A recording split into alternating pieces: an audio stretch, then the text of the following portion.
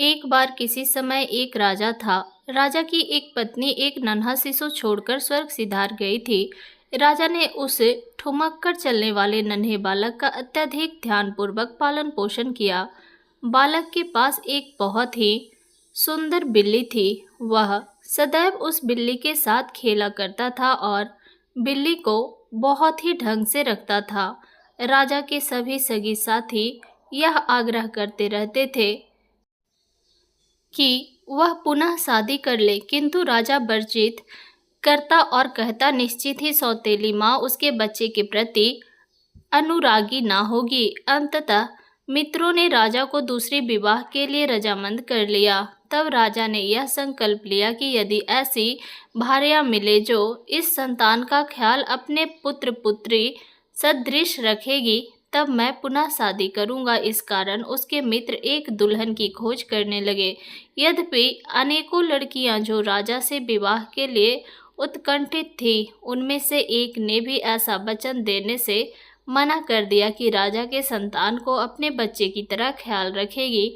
एक गांव में एक नवयुवा दुहागिन थी। राजा के यहाँ क्या हो रहा है उसे यह विदित हुआ। एक दिन उसने पूछा कि क्या राजा के लिए कोई वधू मिल गई है। उसे बताया गया कि नहीं, कोई राजा के बच्चे की दायित्व नहीं लेना चाहता है। वो राजी क्यों नहीं होते? उसने कहा, मैं तो अविलंब प्रस्तुत हो जाती। यदि मैं रानी होती, मुझे इससे कुछ प्रयोजन नहीं होता और मैं संतान का उसकी माँ से ज़्यादा अच्छे ढंग से देखभाल करती।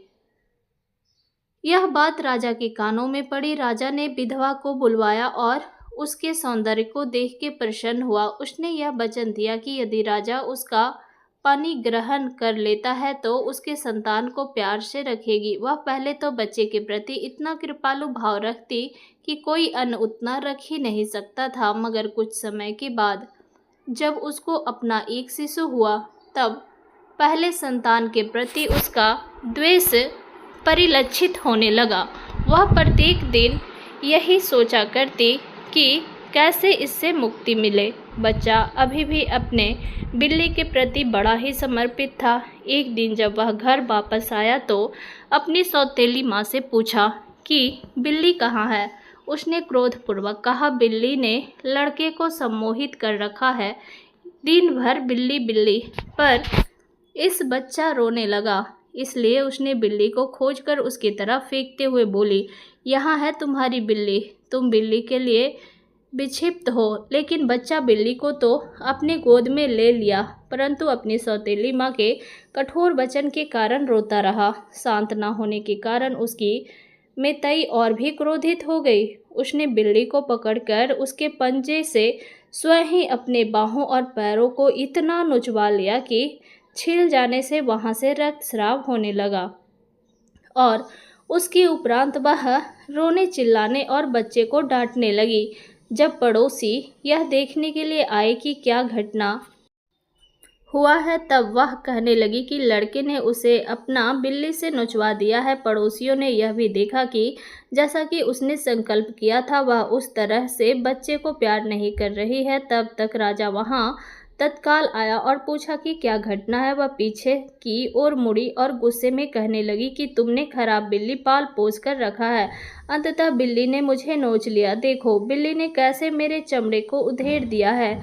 मैंने इस लड़के के लिए इतना कष्ट उठाया, उसका प्रतिफल यही मिला। मैं तुम्हारे साथ नहीं रहूंगी। अगर मैं रहूंगी तो यह लड़का दोबारा इसी तरह से मुझे आहत कर देगा। राजा ने कहा, बच्चों की तरह बिलखना बंद करो। यह अभी ना समझ बालक है। जब यह बड़ा हो जाएगा तो मैं इसे डांट दूंगा। परंतु रानी अपने हठ पर अड़ गई और घोषणा कर दी कि मैं अपने बच्चे को लेकर चली जाऊंगी जब तक राजा यह वादा नहीं करता कि वह अपने बड़े बेटे को जान से मार देगा। राजा ने ऐसा करने वर्जित कर दिया, इसलिए रानी गुस्से में अपने बच्चे को लेकर घर से बाहर निकल गई। अब तक राजा रानी को बेहद प्यार करने लगा था।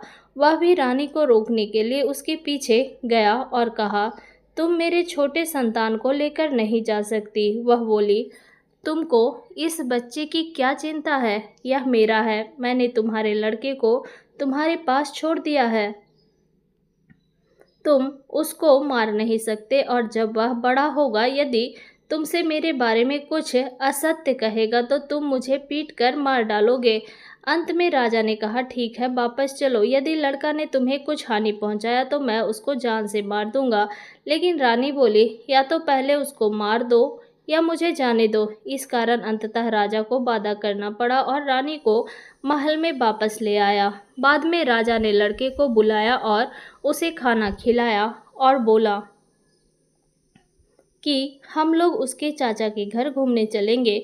बालक बहुत ही प्रसन्न हुआ और जाकर अपना जूता और छाता ले आया और साथ चल दिया। एक कुत्ता भी उसके पीछे पीछे दौड़ते हुए आने लगा।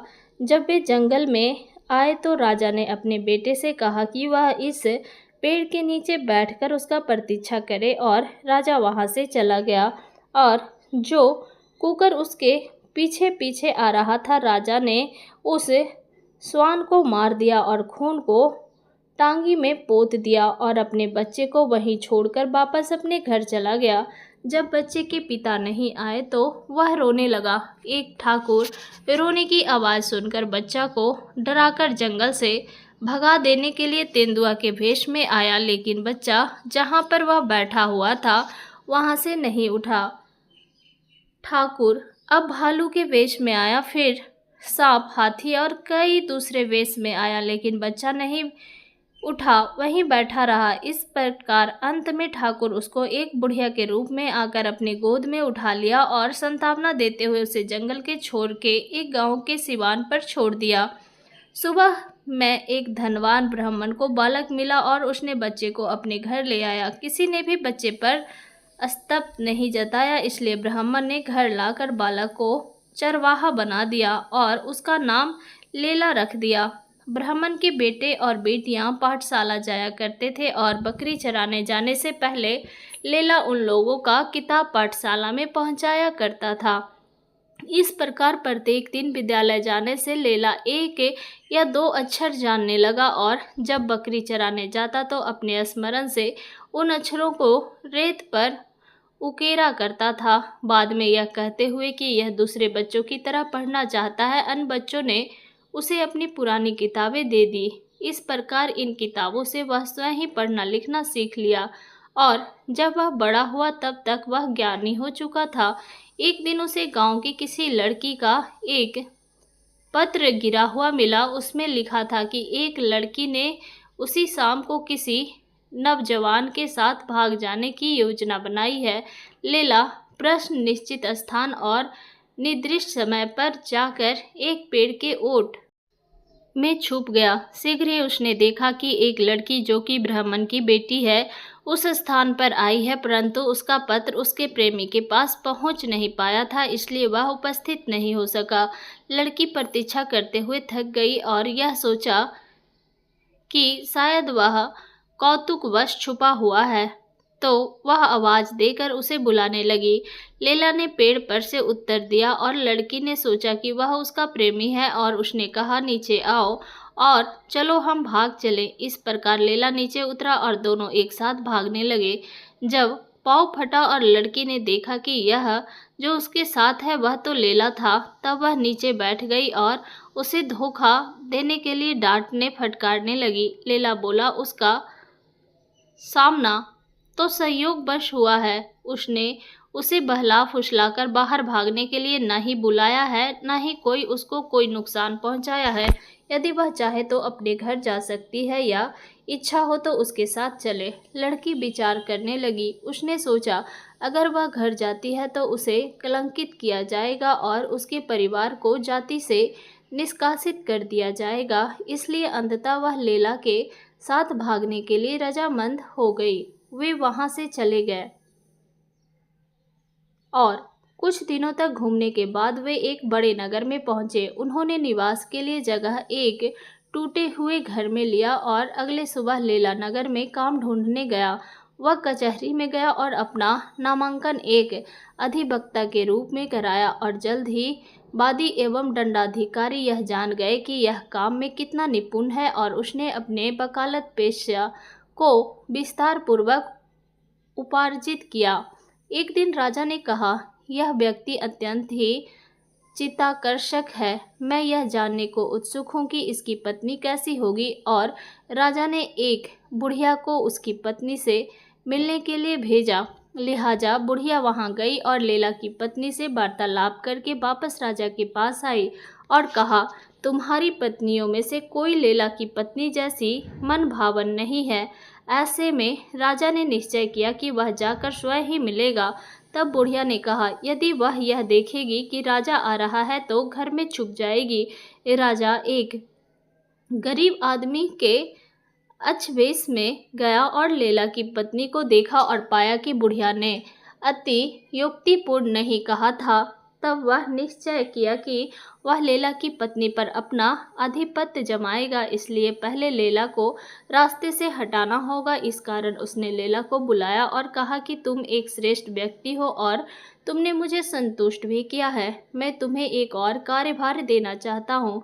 यदि तुम इसे निष्पादित कर सको, इस हेतु मैं तुम्हें अपने साम्राज्य का आधा हिस्सा के साथ साथ अपनी बहन से ब्याह भी करा दूंगा। लैला ने कहा कि आपको कोई वादा करे इससे पहले सोच ले। राजा ने कहा, वैसा ही है। एक खास पर्वत पर चांद मुनि कुसुम फूल खिलता है। तुम मेरे लिए वह फूल ले आओ और मैंने जैसा कि तुमको वचन दिया है मैं वह सब कुछ तुम्हें दे दूंगा। राजा को यह पूर्ण अपेक्षा थी कि यदि लैला उस पर्वत पर गया तो उस पर निवास करने वाली राक्षसी उसे खा जाएगी। लैला बोला कि वह वहां जाएगा यदि राजा गवाहों की उपस्थिति में प्रतिज्ञा पत्र लिखकर दे, और राजा ने ऐसा स्वेच्छापूर्वक कर दिया। इस प्रकार लैला ने अपनी पत्नी को जाकर सभी बातों को बताया। तब उसकी पत्नी बोली, यह तो बहुत अच्छा हुआ। मेरी एक छोटी बहन जो उस पर्वत पर रहती है उसका नाम चांदोमणि है और वह वही है। उसी ने चांदमुनि कुसुम फूल का पेड़ लगा रखा है। जब तुम वहां पहुंचोगे तो उसको नाम से बुलाना, वह निश्चय ही तुमको फूल देगी। इस प्रकार लैला प्रस्थान किया और जब वह चला गया तो उसकी पत्नी अस्वस्थ हो गई और उसका शरीर घावों से भर गया। लैला अपने अभियान के पथ पर अग्रसर था। तभी राजा ने बुढ़िया को लैला की पत्नी से मिलने के लिए भेजा। देख आओ कि वह क्या कर रही है। और बुढ़िया ने आकर के कहा, वह तो बीमारी से आक्रामित है। तब राजा ने दवाइयाँ भेजी और बुढ़िया को उसकी सेवा करने के लिए कहा। इधर लैला पहाड़ पर एक खोह के पास चला गया जहां चांदोमणि एक राक्षसी के साथ रहती थी और राक्षसी मानव आखेट हेतु बाहर गई हुई थी। वह लैला ने आवाज दी, चांदमुनि। और चांदमुनि ने कहा, यह कौन है। लैला उससे याचनापूर्वक कहा कि उसे कहीं छुपा दिया जाए और तब तक उन्हें एक योजना बनाई कि कैसे राक्षसी को मारा जाना चाहिए। और चांदोमणि ने लैला को गुफा में छुपा दिया। तत्काल राक्षसी वापस आ गई और बोली, चांदोमणि मुझे एक मनुज गंध आ रही है, वह कहाँ है। लेकिन चांदोमणि बोली कि यहाँ उसके अतिरिक्त और कोई दूसरा नहीं है। संभवतः मानव मांस भक्षण करते रहने के कारण यह गंध तुम्हारे अपने ही देश से आ रही हो। और उसने राक्षसी को यह सलाह दिया कि तुम अपने शरीर को गर्म घी में लेप लो तो ऐसा नहीं होगा। राक्षसी इस सलाह से सहमत हो गई। इसलिए चांदोमणि लोहे के एक बड़े कड़ाह में घी को उबालने के लिए आग पर रख दिया। जब घी उबलने लगा तब उसने राक्षसी को बुलाया। राक्षसी कड़ाह के ऊपर झुकी हुई थी। तब लैला दौड़ता हुआ बाहर आया और राक्षसी को धक्का दे दिया, खौलते हुए घी के कड़ाह में गिरा दिया और राक्षसी मर गई। तब चांदोमणि ने लैला से पूछा कि वह यहाँ क्यों आया है। लैला ने उसको बताया कि वह कुसुम फूल लेने आया है। चांदोमणि ने उससे वादा किया कि वह उसको कुसुम फूल देगी, परंतु अब उसका क्या होगा। वह जिस राक्षसी के साथ रहती थी वह तो अब मर गई है। लैला ने वादा किया कि वह उसको अपने साथ लेते जाएगा। इसलिए उन्होंने राक्षसी के जीभ, कान और पंजे काट कर रख लिए और नगर में वापस आ गए। लैला सीधे अपनी पहली पत्नी के पास गया जो कि अब अपनी व्याधि से मुक्त हो चुकी थी। तब राजा ने देखा कि लैला से प्रतिस्पर्धा करना व्यर्थ है और उसने अपना आधा राज लैला को दे दिया और प्रतिज्ञा के अनुसार उसने अपनी बहन से लैला की शादी भी कर दिया। इस प्रकार लीला अपनी 3 रानियों और संतानों के साथ रहते रहते हुए उकता गया था। कुछ वर्षों के बाद लीला ने उनको बताया कि वह एक राजपुत्र है और अब उसकी इच्छा है कि वह अपने देश की यात्रा करे और यह देखे कि उसके पिता जीवित हैं या नहीं। इसलिए वे सभी बड़े ही भव्य ढंग से घोड़ा और हाथियों पर बैठ के उस नगर में आए जहाँ लीला के पिताजी रहा करते थे। लीला के परित्याग के 5 या 6 दिन के बाद ही उसके पिता की आंख की रोशनी खत्म हो गई थी और राज का प्रबंध प्रधानमंत्री के हाथों सौंप दिया था। प्रधानमंत्री और रानी ही अब सब व्यवस्था कर रहे थे। जब प्रधानमंत्री ने सुना कि लीला बड़ी सेना लेकर आया है तब उसने सोचा कि लीला देश को लूट लेगा और इस डर से प्रधानमंत्री देश छोड़कर भाग गया। तब लीला ने अपने पिता को संदेश भेजा कि वह उनका पुत्र आया है जिसका जंगल में परित्याग कर दिया गया था। यह सुनकर राजा खुशी से झूम उठा और उसने सभी को यह बात बताई। अब उसको कुछ कुछ धुंधला दिखाई पड़ने लगा था और कुछ समय बाद जब वह लीला के शिविर में गया तब उसकी आंखों की रोशनी भी पूर्णतः लौट गई थी। जब पिता और पुत्र मिले दोनों एक दूसरे के गले लग के खूब रोए। इस अवसर पर लीला ने एक भोज के आयोजन का आदेश दिया और जब तक यह सब तैयारी चल रही थी कि एक परिचारिका दौड़ते हुए आई और कहा कि दुष्ट रानी ने फांसी लगाकर आत्महत्या कर लिया है, इसलिए वे सबका अग्नि संस्कार क्रिया करने चले गए और वहां से लौटकर उन्होंने भोज का आनंद उठाया। राजा ने अपने पद को त्याग दिया और राज को लीला को हाथों सौंप दिया और प्रजा ने भी लीला से निवेदन किया कि वह यहीं रहे और राजा बनकर उन पर शासन करे। इस प्रकार लीला प्रसन्नतापूर्वक सब परिवार सदैव के लिए वहां रहने लगा। कहानी का अभिप्राय: जीवन में आने वाले क्षणिक क्लेश से घबराए बिना साहस, धैर्य और संयम के साथ बुद्धिमानी पूर्वक आगे बढ़ते रहना चाहिए। दोस्तों, आपको कहानी कैसी लगी कमेंट करके ज़रूर बताइएगा। अच्छी लगी हो तो लाइक शेयर, चैनल पे न्यू है तो चैनल को सब्सक्राइब भी कीजिएगा। मिलते हैं नेक्स्ट वीडियो में, तब तक के लिए बाय, टेक केयर।